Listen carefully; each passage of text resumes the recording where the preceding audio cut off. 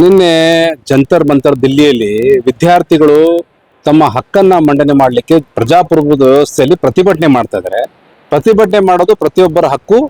ಆದರೆ ಪ್ರಧಾನಮಂತ್ರಿಗಳು ಸಂಸತ್ ಭವನದಲ್ಲಿ ಕೂತು ಹೊರಗಡೆ ಸಂಸತ್ ಭವನದ ಹೊರಗಡೆ ನಮ್ಮ ದೇಶದ ವಿದ್ಯಾರ್ಥಿಗಳು ಲಕ್ಷಾಂತರ ಸಾವಿರಾರು ವಿದ್ಯಾರ್ಥಿಗಳು ಅಲ್ಲಿ ಪ್ರತಿಭಟನೆ ಮಾಡ್ತಾ ಇದ್ದಾರೆ.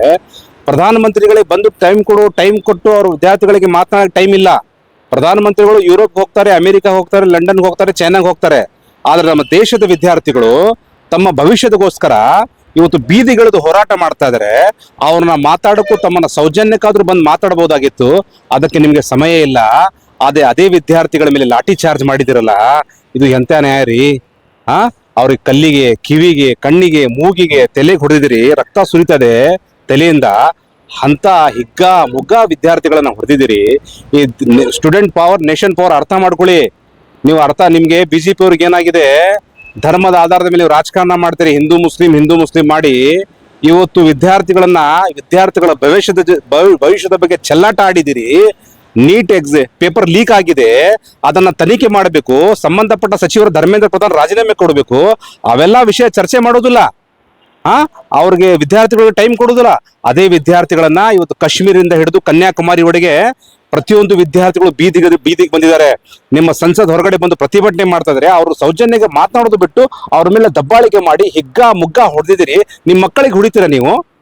ನಿಮ್ಮ ಮಕ್ಕಳಿಗೆ ಬಿಡ್ತಿದ್ರಾ? ನಿಮ್ಮ ಮಕ್ಕಳಿಗೆ ಹಾಗೆ ಹೊಡೆದು ನೋಡಿ ದಮ್ಮಿದ್ರೆ ನಿಮ್ಮ ಮಕ್ಕಳಿಗೆ ಹೊಡೆಯೋದಿಲ್ಲ. ಅದೇ ಪಾಪ ಯಾರ್ದೋ ಮಕ್ಕಳು ಅವ್ರ ತಂದೆ ತಾಯಿಗೆ ಎಷ್ಟು ನೋವು ಆಗ್ತಿರ್ಬೋದು.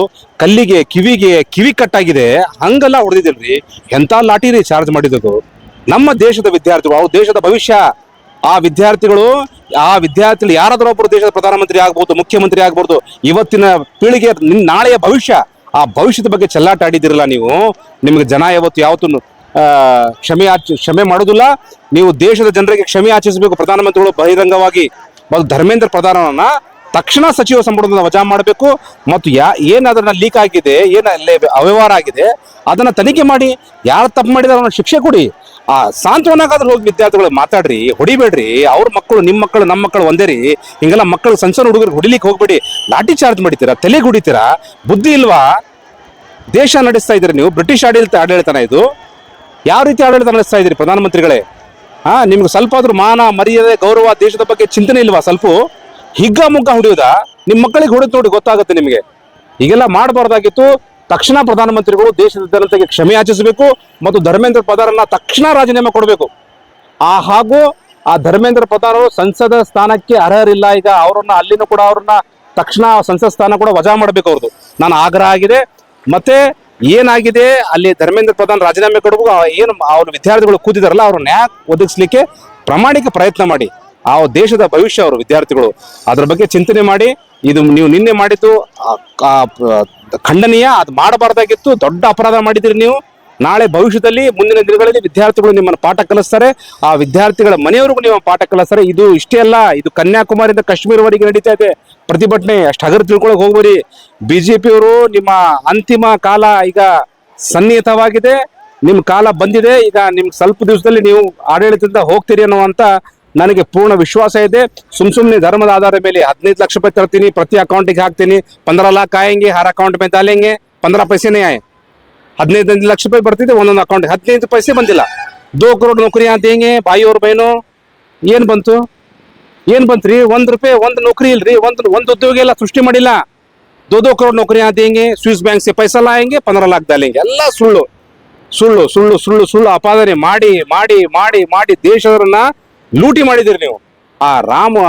ದೇವ್ರ ರಾಮನ ಹುಂಡಿಯನ್ನ ಲೂಟಿ ಮಾಡಿದಿರ. ಅದ್ರ ಬಗ್ಗೆ ಚರ್ಚೆ ಮಾಡ್ರಿ. ದೇವ್ರ ರಾಮನ ಹುಂಡಿಯನ್ನು ಲೂಟಿ ಮಾಡಿದಾರಲ್ಲ, ಅವ್ರ ಶಿಕ್ಷೆ ಮಾಡಿಸಿ. ಅದ್ರ ಬಗ್ಗೆ ಚರ್ಚೆ ಮಾಡಕ್ ಹೋಗುದಿಲ್ಲ. ಹಿಂದೂ ಮುಸ್ಲಿಂ ಮಾಡ್ತೀರಿ. ಯಾವ ವಿಷಯ ಇದೆ, ಆ ವಿಷಯದ ಬಗ್ಗೆ ಚರ್ಚೆ ಮಾಡೋದಿಲ್ಲ. ನಮ್ಮ ಸಂಸದರು ಇವತ್ತು ಪಾರ್ಲಿಮೆಂಟ್ ಅಲ್ಲಿ ಮಾತಾಡುವಾಗ ಮೈಕ್ ಆಫ್ ಮಾಡ್ತೀರಾ ನೀವು? ಆ ಬ್ಯಾರಿಕೇಡ್ ಪ್ರತಿಭಟನೆ ಮಾಡುವಂತ ವಿದ್ಯಾರ್ಥಿಗಳು ಕರೆಂಟ್ ಹಚ್ಚಿರಿ, ಶಾಕ್ ಹೊಡಿಬೇಕಂತ. ಏನ್ರಿ ಇದು? ಬ್ರಿಟಿಷ್ ಪಾಲಿಸಿನ ಇದು? ಬ್ರಿಟಿಷ್ ಆಡಳಿತ ನಡೀತಾ ಇದೆ. ತೀವ್ರ ಖಂಡನೀಯ. ಇದು ಆಗಬಾರ್ದಾಗಿತ್ತು. ತಕ್ಷಣ ಪ್ರಧಾನಮಂತ್ರಿಗಳು ದೇಶದ ಜನತೆಗೆ ಕ್ಷಮೆ ಯಾಚಿಸಬೇಕು. ಧರ್ಮೇಂದ್ರ ಪ್ರಧಾನವನ್ನ ತಕ್ಷಣ ಸಚಿವ ಸಂಪುಟದಿಂದ ವಜಾ ಮಾಡಬೇಕು. ಸರ್, ಈಗ ಹಲವಾರು ನೀಟ್ ಪರೀಕ್ಷಾ ಲೀಕ್ ಸಂಬಂಧ ಹಲವಾರು ವಿದ್ಯಾರ್ಥಿಗಳ ಆತ್ಮಹತ್ಯೆ ಮಾಡಿಕೊಂಡಿದ್ದಾರೆ. ಇದಕ್ಕೆ ನೀವೇನು ನೋಡಿ? ಈಗ ಹಲವಾರು ವಿದ್ಯಾರ್ಥಿಗಳು ಆತ್ಮಹತ್ಯೆ ಆಗಿದೆ. ಪಾಪ ಏನೋ ಒಂದು ಕನಸು ಕಂಡಿರ್ತಾರೆ ವಿದ್ಯಾರ್ಥಿಗಳು. ಎಲ್ಲೋ ಒಂದ್ ಕಡೆ ನಮ್ಮ ಭವಿಷ್ಯದಲ್ಲಿ ನಾವು IAS ಆಗ್ಬೇಕು, IPS ಆಗ್ಬೇಕು, ಡಾಕ್ಟರ್ ಆಗ್ಬೇಕು, ಇಂಜಿನಿಯರ್ ಆಗ್ಬೇಕು, ಒಳ್ಳೆ ವ್ಯಾಸಂಗ ಹೋಗ್ಬೇಕು ಅಂತ ಹಲವಾರು ವಿದ್ಯಾರ್ಥಿಗಳು ಕನಸು ಕಂಡಿರ್ತಾರೆ. ಅವ್ರ ತಂದೆ ತಾಯಿ ಕನಸು ಕಂಡಿರ್ತಾರೆ. ಅವೆಲ್ಲ ಕನಸುಗಳಿಗೆ ನೀವು ಭಗ್ನ ಮಾಡಿದಿರ ಎಂತ ರೀ? ನೀವೇ ಹೇಳ್ತಾರಲ್ಲ ಬೇಟಿ ಬಚಾವೋ ಬೇಟಿ ಪಡಾವೋ, ಆ ಬೇಟಿಗೆ ಹೊಡಿತಿದ್ದಲ್ಲ ರಸ್ತೆಯಲ್ಲಿ ಬೇಟಿಗೆ ಹೊಡಿತಾ ಇದೀರಿ, ಅದನ್ನ ನಿಮ್ಗೆ ಗೊತ್ತಾಗುದಿಲ್ವಾ? ರಸ್ತೆಯಲ್ಲಿ ಹೊಡಿದಿರಲ್ಲ ನೀವು, ಹೆಣ್ಣು ಮಕ್ಕಳಿಗೆ ಲಾಠಿ ಚಾರ್ಜ್ ಮಾಡಿದಿರಲ್ಲ, ಬಟ್ಟೆಗೆ ಹೊಡಿದಿರಲ್ರಿ. ನಿಮ್ ಜನ್ಮಕ್ಕೆ ಬೆಂಕಿ ಹಾಕ ಇಂಥ ರಾಜಕಾರಣ ಮಾಡ್ತೀರಾ ನೀವು? ತಕ್ಷಣ ಪ್ರಧಾನಮಂತ್ರಿಗಳು ದೇಶದ ಜನತೆಗೆ ರಾಜೀನಾಮೆ, ಪ್ರಧಾನಮಂತ್ರಿಗಳು ದೇಶದ ಜನತೆಗೆ ಕ್ಷಮೆ ಯಾಚಿಸಬೇಕು. ಧರ್ಮೇಂದ್ರ ಪ್ರಧಾನನ್ನ ತಕ್ಷಣ ಸಚಿವ ಸಂಪುಟದ ವಜಾ ಮಾಡಬೇಕು. Thank you.